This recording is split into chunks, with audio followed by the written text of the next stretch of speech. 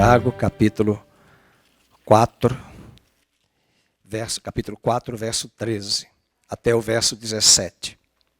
Atendei agora, vós que dizeis, hoje ou amanhã iremos para a cidade, e lá passaremos um ano, e negociaremos, e teremos lucros. Vós não sabeis o que sucederá amanhã. Que é a vossa vida? Sois apenas como neblina que aparece por instante e logo se dissipa. Em vez disso, devias dizer, se o Senhor quiser, não só viveremos, como também faremos isto ou aquilo. Agora, entretanto, vos jactais das vossas arrogantes pretensões. Toda jactância, arrogância, semelhante a essa, é maligna.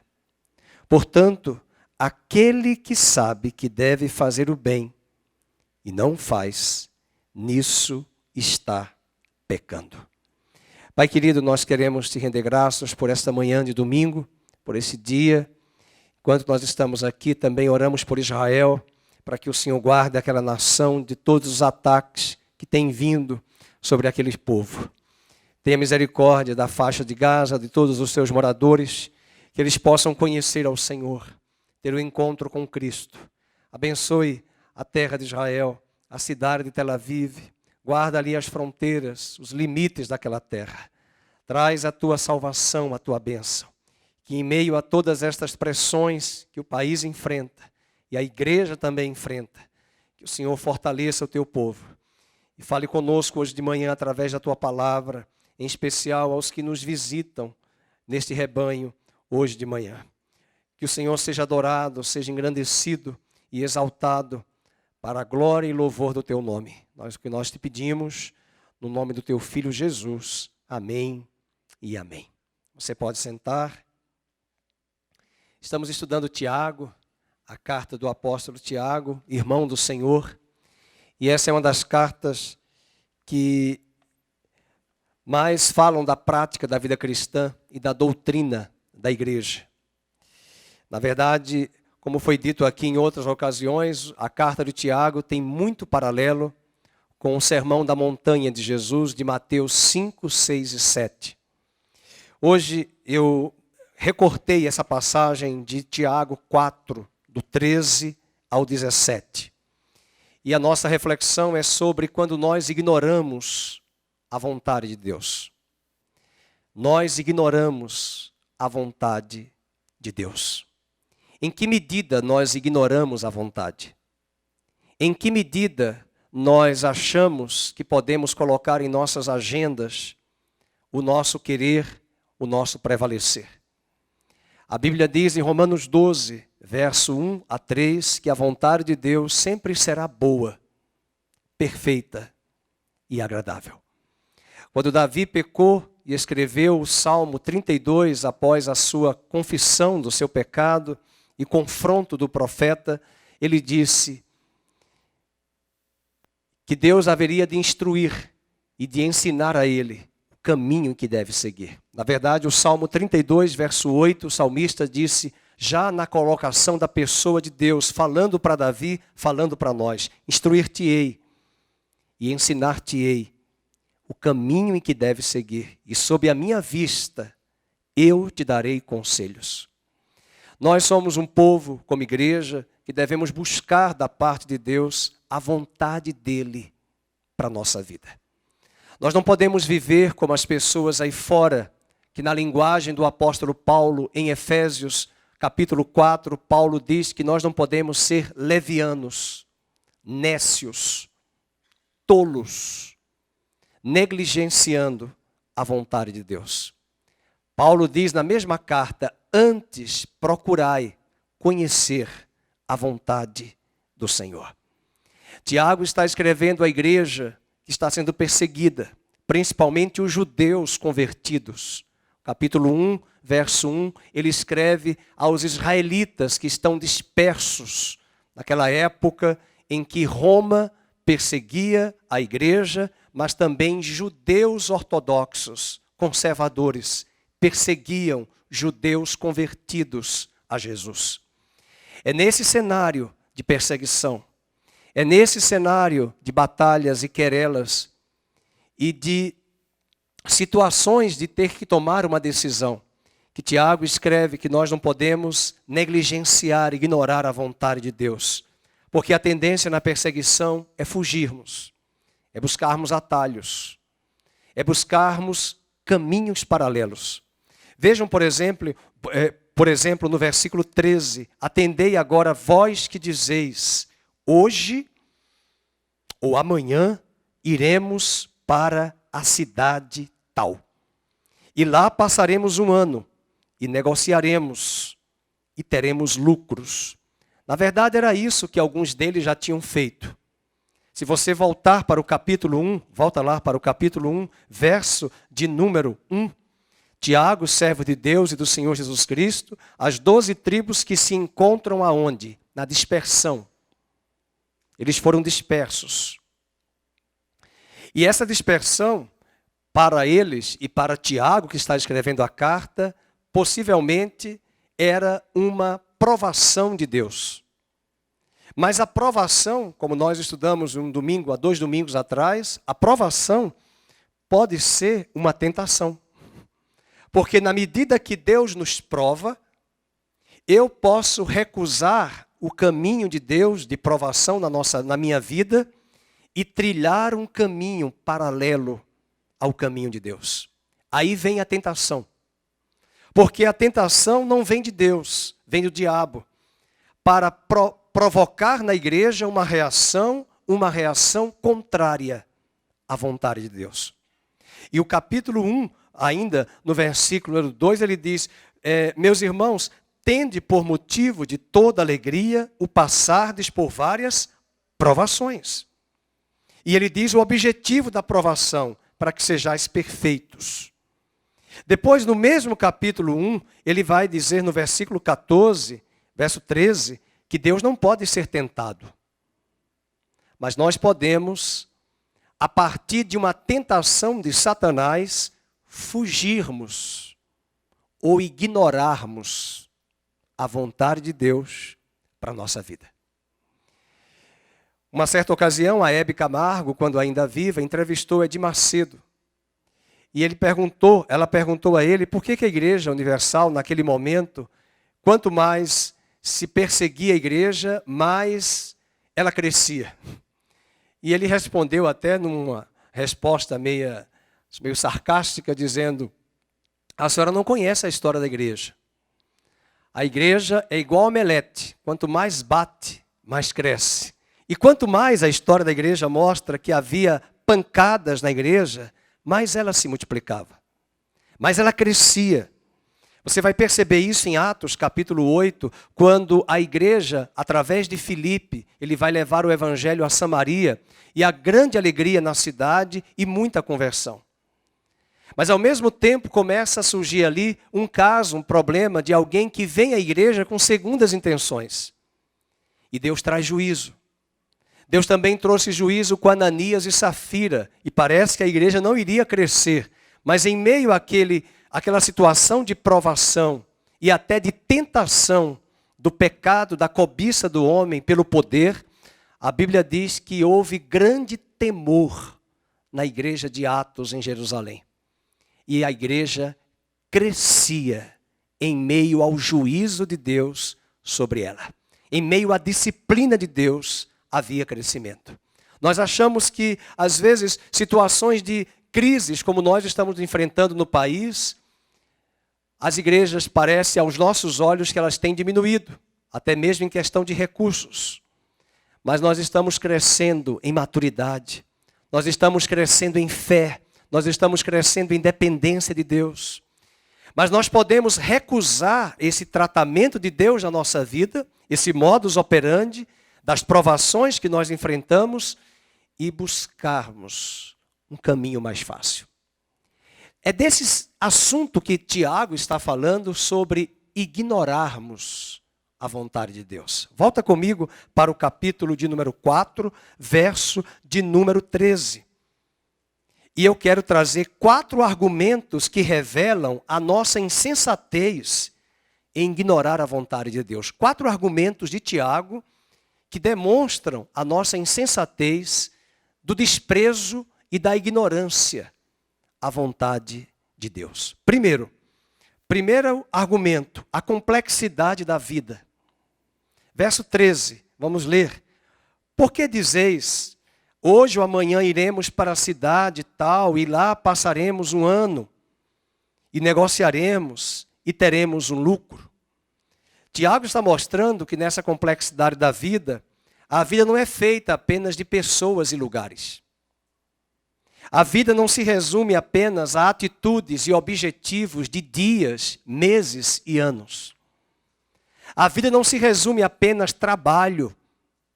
A vida não se resume apenas a passear, a descansar, desestressar.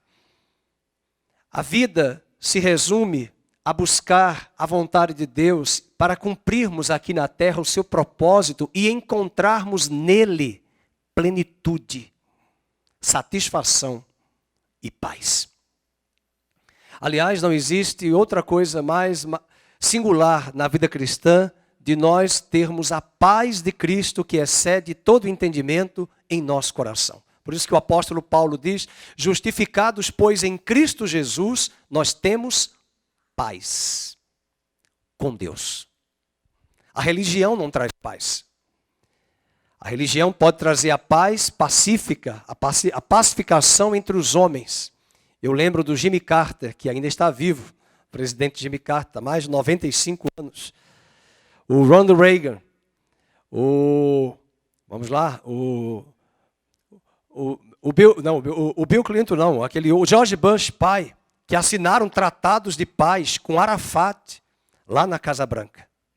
E apesar de tantos tratados de paz que as duas religiões assinavam com Washington, palestinos, muçulmanos e judeus, nunca houve paz. Não é essa paz que a Bíblia nos fala. Mas essa complexidade da vida mostra que muitas pessoas precisam, aliás, todos nós precisamos tomar decisões, muitas vezes cruciais. Decisões importantes. Decisões que são significativas para a nossa vida. E nessa complexidade da vida, nós precisamos discernir qual é a vontade de Deus. Você não pode mudar a sua vida mudando de uma cidade, mudando de um trabalho, a não ser que seja por uma direção de Deus, literalmente, que muitas vezes pode ser até radical, mas acima de tudo, se for algo radical, Deus vai colocar paz no seu coração. O que a gente mais escuta e ouve das pessoas é, olha, eu vou mudar de cidade, eu vou comprar isso, eu vou passar um ano lá naquela outra cidade, depois eu volto, mas a minha esposa sempre fala para a minha filha, quando nós estamos conversando, se Deus quiser, se for a vontade de Deus, se Deus quiser, é assim que nós devemos pensar. E é nessa complexidade da vida que o próximo versículo 14, Tiago fala, vós não sabeis o que sucederá amanhã. Isso mostra o segundo argumento de Tiago, a incerteza da vida. Se você for da área da economia e acompanhar a Bolsa de Valores, é impressionante como a Bolsa faz isso todos os dias. É impressionante, né? A Bolsa subiu, o Lula saiu, a Bolsa desceu. Quer dizer, são muitas coisas que abarcam ali as discussões econômicas, a gente sabe disso, mas a vida também nos traz certas incertezas e que nós precisaremos, tomar uma decisão à luz da vontade de Deus e não do cenário que está diante dos nossos olhos.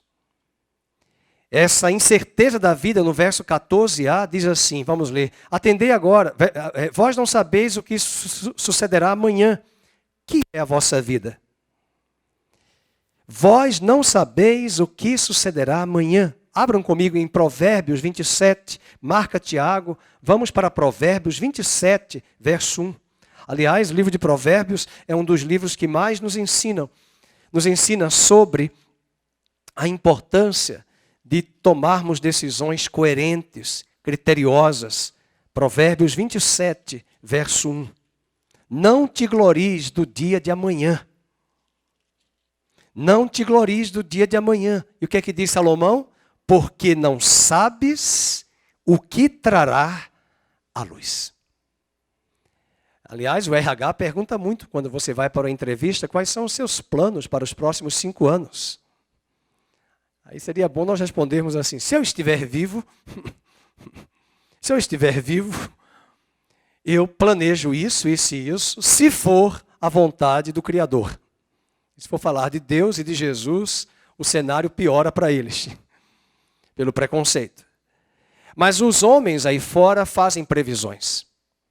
E talvez uma das grandes parábolas que Jesus contou, que nos ensina muito sobre isso, sobre nós fazermos planos e não colocarmos Deus como mediador desses planos, nós precisamos lembrar dessa parábola hoje, está em Lucas capítulo 12, verso 16 a 21. A parábola de um fazendeiro que produziu muito, teve uma grande colheita, e ele coloca essa colheita nos seus armazéns.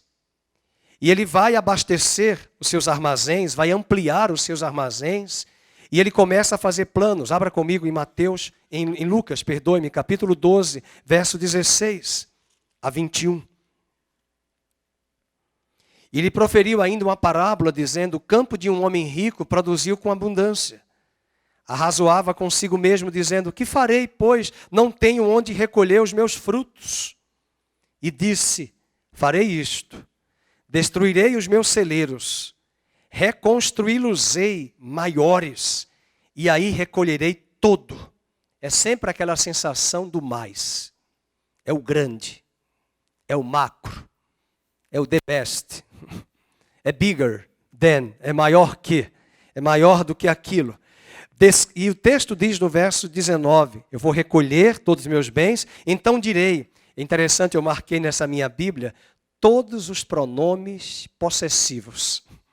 Ele usa aqui meus. Pode perceber, ele não coloca Deus, ele só coloca meu.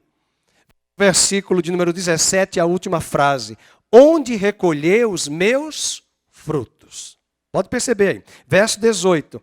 Destruirei os meus celeiros. Verso 18, ainda a última frase. Aí recolherei todo o meu produto. Meu. Não é nosso. Não é eu e Deus. É meu. Depois ele diz, e todos os meus bens são meus. Verso número 19, então direi, a minha alma. Direi o quê? Tens em depósito muitos bens para muitos anos. Nossa, ele já tinha um CDB aí. Uma previdência privada, boa, garantida. Ele já tinha um bom investimento. E ele diz agora, descansa, come, bebe e regala-te. Mas Deus lhe disse, louco, esta noite te pedirão a tua alma. E o que tens preparado, para quem será? Assim é o que entesoura para si mesmo e não é rico para com Deus. Imagine a entrada desse homem, embora é uma parábola, entrada na eternidade, sem ter construído nada a partir deste mundo terreno. A vida terrena é uma jornada com Deus. Deus nos dá oportunidades. Em Mateus, Jesus disse no Sermão do Monte que o sol nasce para todos. A chuva também cai para todos. As oportunidades estão disponíveis. As decisões são nossas. Lembro muito da frase daquela música do Padre Zezinho, cantada na década de 70. São muitos os convidados, quase ninguém tem tempo. E o refrão da música diz, a decisão é tua. A decisão é minha. A decisão é nossa. Diante de uma sociedade que não lida com a incerteza da vida. Nós estamos aqui hoje, graças a Deus, com saúde. Mas nós podemos, quem de nós pode afirmar que estará vivo amanhã? Estará com vida. Nós olhamos sempre para os idosos achando que eles já vão partir. E a geração de hoje está mostrando que eles estão ficando. Ficando com 90, com 100, desde que fiquem com lucidez. E muitos jovens estão partindo. Ontem eu assisti o jornal, o coração ficou apertado. 4 jovens morreram num acidente fortíssimo em São Paulo. 4 meninas. Bateram o carro, né, em alta velocidade. Meninas novas.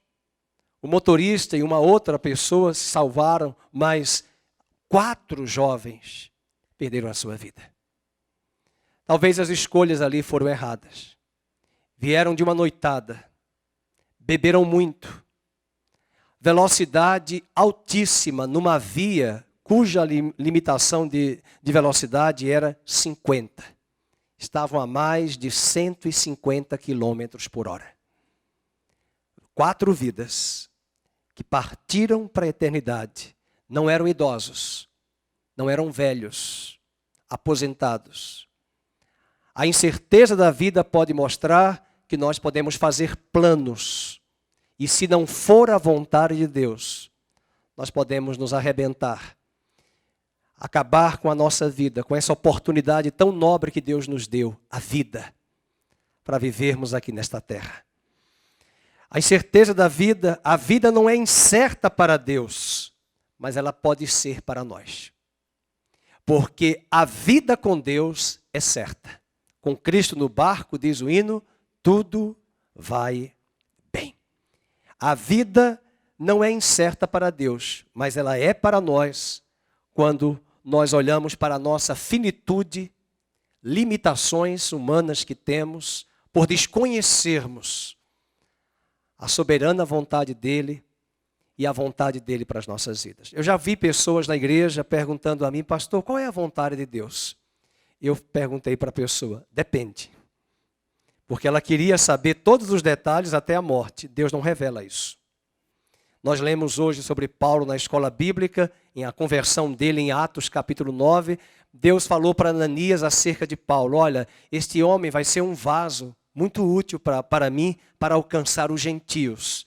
E por causa do que ele vai fazer, abraçando o meu nome e pregando aos gentios, ele também padecerá muitas aflições. Foi o que Deus falou. Deus não deu detalhes. Deus não vai nos dar detalhes. Caminhe com Ele. Obedeça a Ele. Ouça a sua voz. Mas jamais ignore a vontade dEle para a sua vida. Não despreze. Talvez nós podemos sair daqui hoje pensando numa grande frase. Qual é o propósito de Deus para a minha vida? Eu te garanto que Ele não vai responder em 1 hora, em um único dia. Ele vai revelando em parte. Até Paulo disse aos Coríntios, em parte conhecemos, em parte profetizamos. E Deus nos revela, degrau após degrau, na medida que obedecemos a sua voz. Comece a olhar para a sua vida hoje de manhã e pensar, quais são os atributos que Deus lhe deu? Quais são as qualidades que Deus lhe deu? Aliás, o que é que se fala muito hoje no mercado, no mundo de negócios, no mundo das empresas? Quais são as expertises? Quais são as suas competências? Quais são as suas aptidões? Quais são as suas paixões? Com que você se identifica? É a partir desses critérios que você chegará à conclusão que Deus colocará em você, na sua vida, direção a partir dessas aptidões, identificações, expertises e competências que Deus tem lhe dado. Nós estamos aqui vendo vários adolescentes que hoje está a igreja com mais presença deles, porque eles estavam fazendo o Enem. Já saiu hoje mais um para fazer prova na Unicamp, da FUVEST, os vestibulares que até dezembro não param de vir. Mas a pergunta pergunta para eles quais foram as matérias que eles foram bons. De acordo com as matérias, nós já podemos perceber quais são as tendências para áreas de formação no futuro deles, de acordo com aquilo que eles se identificam. Isso não significa dizer que eu sou bom em história, mas não gosto de matemática. Eu preciso da matemática, porque hoje todo conhecimento é trabalhado num conceito de uma visão multidisciplinar. Eu preciso ser um profissional que seja bom numa área por vocação. Mas eu preciso também ter conhecimentos de outros saberes, de outras disciplinas, para poder me integrar nesta sociedade. E ainda que tenhamos várias expertises, nós não podemos perder de vista a nossa competência primordial. É dentro dessa competência que a sociedade aí fora fala, que eu falaria da vontade de Deus para a sua vida. Vamos lembrar de um personagem muito importante na Bíblia, José do Egito. Qual foi o critério que levou José a sair do Carandiru para trabalhar na Casa Branca em Washington? Não foi para a Casa Branca, ele foi lá para Faraó. Mas eu pergunto, o que foi que o copeiro lembrou-se de José na hora em que hora ele se lembrou? Quando o Faraó teve um sonho de 7 vacas magras, de 7 vacas gordas, não entendeu o que era, e todos os astrólogos, esotéricos e ocultistas dentro do palácio, nenhum deles conseguiu discernir. O copeiro disse, lembrei-me que tem lá um israelita, lá no presídio. Manda chamá-lo, o Faraó disse, manda chamá-lo. E ele se preparou. E o que levou ele a chegar à corte de Faraó? A expertise e a competência de interpretar sonhos. Era expertise de José. Era a competência de José. E a Bíblia diz que depois que Faraó ouviu o conselho dele, porque José disse, e recomendo a vossa majestade a buscar um ministro para trabalhar no seu governo, para que venha ser uma boa administração, para que vossa majestade não perca essa grande safra e guarde as sementes para grandes períodos que nós teremos aí, difíceis, que virão à nossa frente. O que é que Faraó respondeu? Eu não conheço tal homem a não ser você. E foi ele que colocou José na função, graças a essa aptidão, expertise, competência de José a fazer o quê? A interpretar sonhos. Eu não quero que você saia daqui pensando que você vai interpretar sonho. Porque tem sonhos que nós temos que para interpretar, antes de interpretar eu pergunto, você comeu feijoada ontem à noite? Você comeu uma pizza de calabresa, mussarela, 2 da manhã e quer interpretação? Porque às vezes você teve um pesadelo. E eu não gosto desse misticismo de ficar interpretando sonho. Eu tive um sonho. Tem um certo protestantismo aí, evangélico, muito exacerbado, que fica, todo sonho é uma palavra. Isso é misticismo. Isso é andar atrás de um guru, de uma revelação. Qualquer sonho incomoda. Cuidado com esse espírito de engano. Se Deus fala através de sonho, Ele vai confirmar até em outros sonhos. Mas não fique fazendo de cada sonho uma revelação. Então, quando olhamos para esse capítulo e essa história de José, nós não podemos negligenciar essa incerteza da nossa vida, porque isso é para os insensatos, os nécios, como diz Paulo em Efésios, os tolos, que não entendem qual é a vontade de Deus para as suas vidas. Outro terceiro argumento, vamos voltar para Tiago, capítulo 4. Primeiro argumento é a complexidade da vida. Segundo, a incerteza. Nós não temos previsão. Nós não temos. Fico impressionado com certos deputados federais em Brasília. Já estão pensando em ser candidatos a prefeito. Escuta, não fez nenhum ano do primeiro ano do seu cargo como deputado federal. Você já quer ser prefeito. São as incertezas. Vocês nem sabem. Nessa semana mesmo, nós vimos um grande acidente de um avião ali na Bahia, pegando uma pista de um terreno que já estava ali desativado, e segundo especialistas disseram que era porque a pista não era tão mais ampla, para poder fazer a corrida. Não sei, não tenho informação nessa área. Mas eles estavam indo para uma festa de casamento. Uma jornalista de 36 anos que morreu. Um deputado, né, irmão de um outro, que perdeu ali a sua vida. E outros, um piloto de Stock Car que está internado. São as incertezas da vida.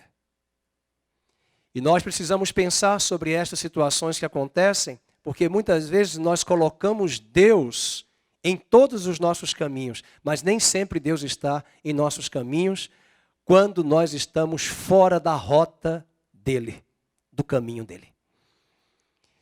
O capítulo de número 4 também nos mostra um terceiro argumento. Anote aí, a brevidade da vida. A vida é breve. A vida passa rápido. Quando nós chegamos aí aos 40, quem foi que brincou aí a semana passada, que falou 200, né? Foi o pastor Edson, pregou à noite, né? Chegamos no ENTA, pronto. A gente lembra lá quando tinha 18, 15 anos, demorava. A irmã Rita está falando assim, demorava. Mas depois que chegamos nos 40, nossa, né? A gente vê os adolescentes falando, eu quero ser adulto. Quando eles estiverem com 30, querem ter 15. Quando tiverem 40, querem estar com 18. Mas o tempo passa muito rápido. E veja o que diz Tiago no capítulo 4, verso de número 14. Ele faz uma pergunta na parte B. Que é a vossa vida? E ele responde, sois apenas como neblina que aparece por instante e logo se dissipa. Tiago compara a nossa vida tão efêmera, tão rápida, tão passageira como uma neblina. E quem mais falou sobre essas questões de brevidade da vida numa época tão difícil de luta foi Jó. E nós vamos para lá, vamos abrir o livro de Jó, capítulo 7, verso 6. Jó, o livro mais antigo da Bíblia. Jó, capítulo 7, verso 6. Jó foi contemporâneo, possivelmente, de Abraão. Jó, capítulo 7, é por isso que ele é o livro mais antigo. Aliás, eu tenho uma Bíblia em ordem cronológica, e quando eu pego essa Bíblia para ler, dá um nó na cabeça, porque o primeiro livro que aparece é Gênesis 1, e depois já começa João 1, e depois Jó, falando sobre a ordem cronológica dos livros da Bíblia. E o capítulo 7 de Jó, verso 6, diz assim, os meus dias são mais velozes do que a lançadeira do tecelão. Já tinha lançadeira do tecelão para fazer ali as roupas, os tecidos. E se findam, o quê? Sem esperança. Ainda em Jó 7:9, tal como a nuvem se desfaz e passa, aquele que desce à sepultura jamais tornará a subir. Olha aqui um versículo mostrando que não adianta invocar os mortos. Eles não vão subir. Eles não vão aparecer. Mas eu ouvi alguém lá falando a voz. Eu garanto que não é. É um espírito de engano. Além disso, vamos para Jó capítulo 8, verso 9. Jó 8, verso 9. Porque nós somos de ontem e nada sabemos. Essa frase que nós, pais, já ouvimos dos nossos filhos. Né? Vocês são de ontem. São quadrados. Eles são de ontem. Eles são caretas. E nada sabe, só eles sabem, né? A geração nova é que sabe. Nós não sabemos nada. Nós não temos experiência de vida. E diz o texto no verso número 9. Porque nós somos de ontem, nada sabemos. Porquanto, leio em voz alta, nossos dias sobre a terra são como a sombra. São narrativas de Jó falando sobre a brevidade da nossa vida. E possivelmente Jó teve câncer quando ele falou tudo isso. A Bíblia diz que ele teve feridas malignas por todo o corpo, por toda a pele. Ele se coçava com caco de telha, que as úlceras exalavam um odor fétido e que as pessoas mantinham distância dele. E enquanto ele viveu, segundo alguns historiadores, estudiosos do livro de Jó, diz que esse processo levou 9 meses. Jó pensou, em meio àquele câncer, sobre a brevidade da vida. Muitas vezes nós só vamos pensar na brevidade da vida quando alguma situação nos abate, alguma situação difícil nos confronta, até ou em nós ou em nossa família. Capítulo 14 também de Jó fala ainda sobre essa brevidade, 14, verso 1 e verso 2. Ele diz, o homem nascido de mulher vive breve tempo. E eu gosto muito dessa frase de Jó no versículo 1, cheio de inquietação. Como a nossa vida, a nossa alma é inquieta. Eu gosto do salmista quando ele diz assim, ó minha alma, por que tu estás inquieta? E ele não diz assim, toma Rivotril. Não, sossega. Sossega minha alma. Eu gosto dessa imperativa, sossega. Também nem tinha Rivotril. E nem Lexotan e nem Ancilive. Mas ó minha alma, por que tu estás inquieta? Meus queridos, eu conheço não é somente jovens e adolescentes inquietos. Eu conheço adultos inquietos. Eu conheci uma senhora, que é uma pessoa de 50 anos, ela veio conversar comigo e disse, pastor, ore por mim. Eu vou para o shopping center sem dinheiro e gasto 25 mil, 30 mil numa única tarde. Sem dinheiro, gasto no cartão. Eu digo, então, corta os cartões. E ela volta do shopping, trazia os produtos, colocava na mesa e dizia, por que eu comprei? A inquietação. A Luz está ali dando risada sobre o gasto, né? 30 mil, 50 mil. Mas o pior vem agora. Ela disse para mim, pastor, chego à noite, olho para todas as compras, ponho na mesa. Por que eu comprei? E eu tive que dizer, e eu acabei de atender os seus pais, que já estão com 80 anos, e eles estão pagando uma dívida da outra compra de 30 mil, parcelado em 5 anos. O que a senhora foi fazer lá no shopping? E a senhora se diz evangélica? Pastor, é um vazio. É uma inquietação. Santo Agostinho disse no livro Confissões, que esse vazio que nós temos só vai ser preenchido por Deus. Aliás, no seu livro Confissões, Santo Agostinho também afirmava, homem, lembra-te que o teu primeiro dia na terra foi descanso. O teu destino e o teu último dia é para descansar em Deus. Não existe outro lugar que nos sacia, que nos dá sensação de plenitude e convicção, a não ser Deus, o nosso Shabat, o nosso descanso. E nós começamos a atirar, da mesma forma que ela vai para compras, outros podem ir para o esporte. Outros podem fazer do esporte o preenchimento para dar plenitude à sua vida. A carreira, a família, amigos, clubes, objetos, coisas. E nós buscamos nestas coisas sentido e a nossa alma continua inquieta. E os anos passam e um dia vamos ter que nos dar conta da brevidade da vida. O capítulo 14, verso 2, ele diz, nasce como a flor e murcha, foge como a sombra e não permanece. Falando sobre essa brevidade da nossa vida. A cada aniversário nós contamos os anos. Não é isso? Ontem a minha sogra fez aniversário, 84 anos. Eu brinquei, 48, mas fez 84. Mas o salmista, no Salmo 90, que possivelmente foi Moisés que escreveu, que é um dos salmos mais antigos, ele não pediu para nós contarmos os anos. Pediu para nós contarmos os dias da nossa vida. Abra sua Bíblia no Salmo 90, verso 12. Salmo 90. Os compleanhos. No capítulo 90, o salmista diz no verso 12, ensina-nos a contar, não diz os nossos anos, os nossos dias. Para quê?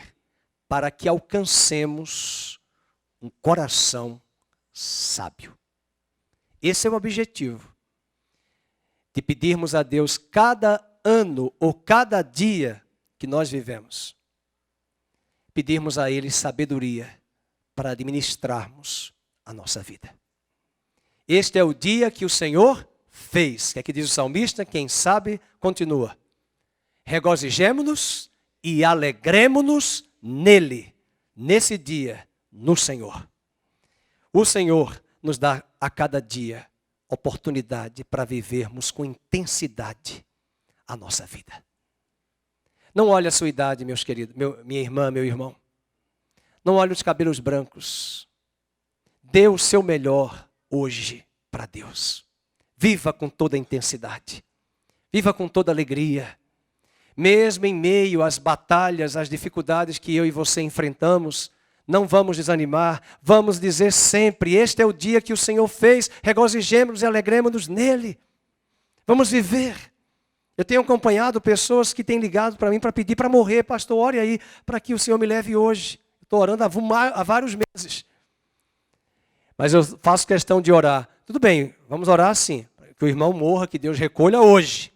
Se for a vontade dele. Aí no outro dia, ele me liga. Pastor, eu não morri. Eu digo, estou vendo. Aí eu digo, este é o dia que o Senhor fez. Regozijemo-nos e alegremos-nos nele.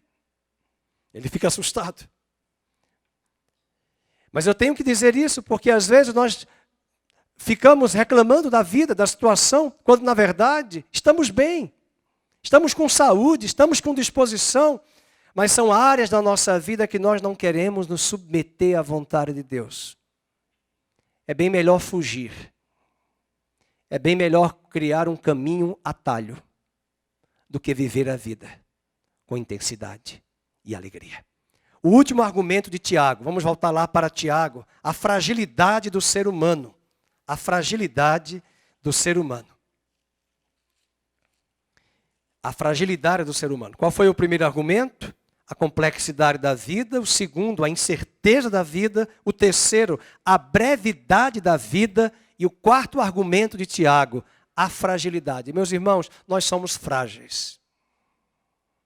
Eu vim da área de saúde e lidando com pacientes, com ovelhas no rebanho. Eu tive uma senhora que marcou a minha vida em Montemor, quando eu pastoreava. Ela aceitou a Jesus com toda a felicidade, mas ela estava com câncer. O câncer dela era na pele. Eu já acompanhei vários casos de carcinoma, mas esse marcou a minha vida. Eu pedi a Deus para que o meu semblante não fosse constrangedor ao olhar para ela. Porque o seu corpo lembrava o corpo de Jó, embora eu não vi o corpo de Jó como estava. Mas ela tinha tumores, grandes nódulos na epiderme, da cabeça aos pés. Não era nem do pescoço, ela tinha na testa, na fronte. E ela pediu, segurando em minha mão, pastor, eu preciso partir. Eu estou satisfeita com Jesus. Nada deste mundo me encanta. Mas eu não quero ficar mais aqui. Uma ovelha que rapidamente se batizou. Que marcou a minha vida, a igreja. Mas ela me ensinou ali, naquele velório, não no velório, horas antes de morrer. A vida é breve, pastor. Ela só tinha 50 anos. O meu raciocínio naquele momento é que Deus estava usando a vida dela. Ela veio do ocultismo. Toda a sua família mergulhada no ocultismo. Ela pregou o evangelho com afinco. Falou sobre Jesus para a sua família. Após a morte dela, eu vi com os meus olhos. Irmã após irmã se achegando a Cristo e ao evangelho. Ela partiu. Ela não viu os frutos que nós estamos vendo hoje, que eu vi, a família se convertendo. Mas naquele momento ali de culto na casa dela, uma casa simples, corpo tomado pelo câncer, eu não vou esquecer a frase, segurando a minha mão, a vida é breve. E eu falei, sem dúvida, a vida é breve. Vale a pena viver a vida, na vida de Cristo, com plenitude. E abraçando a vontade dele para as nossas vidas. Eu finalizo com a fragilidade. Uma bactéria pode nos derrubar. Um vírus pode nos jogar numa cama. Já orei por um paciente com HIV no hospital médico, do Hospital das Ciências Médicas de Medicina em Maceió. Eu fui orar com ele, com AIDS, com ela, era uma mulher. E eu me assustei, ela tomou a minha mão e disse, eu não vai orar por cura, eu preciso partir. É a terceira vez que eu volto para esse hospital. Meu marido já morreu de AIDS. Meu filho já morreu de AIDS. Por minha culpa e do meu marido, nós usávamos droga e usávamos a mesma seringa. Meu filho nasceu com HIV. Ele já morreu, pastor. Não ore por cura. Eu quero partir.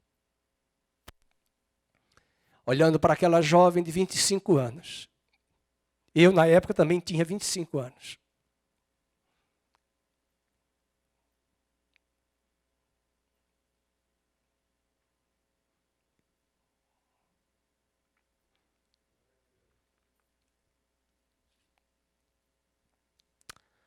A brevidade da vida.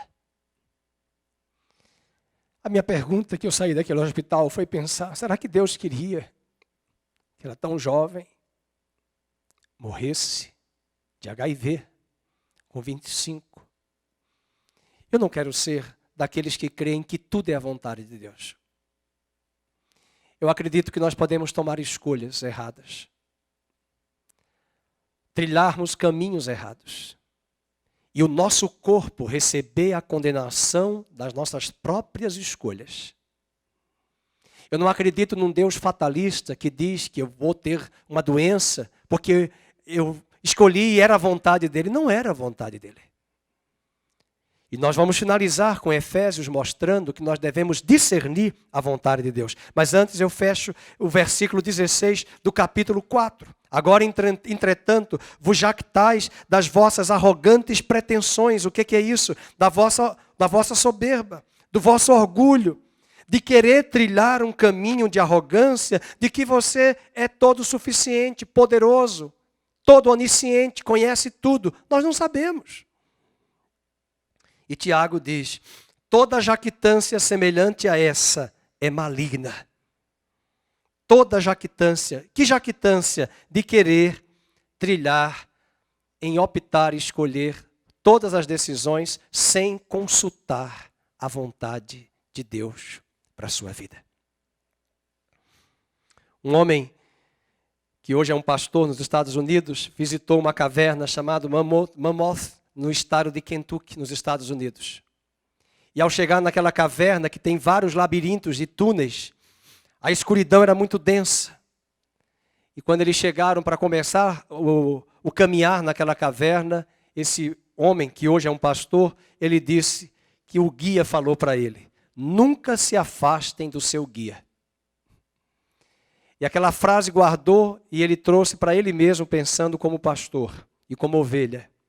Nunca nos afastemos do nosso guia, do nosso mestre, do nosso Senhor, que é Jesus. Eu não gosto muito da palavra guia, mas o autor de Hebreus diz que o Jesus é o nosso guia e o nosso mestre, mas é no sentido de conduzir, nos guiar em todo o caminho. E esse pastor disse, sem dúvida, esse é um excelente conselho. Nunca se afaste do seu guia. Não despreze o conselho de Tiago, mostrando a nossa fragilidade. Vejam comigo em Efésios capítulo 4 e verso 17. Vamos pegar a partir do 15 até o 17. Quero convidar o pastor Nairo.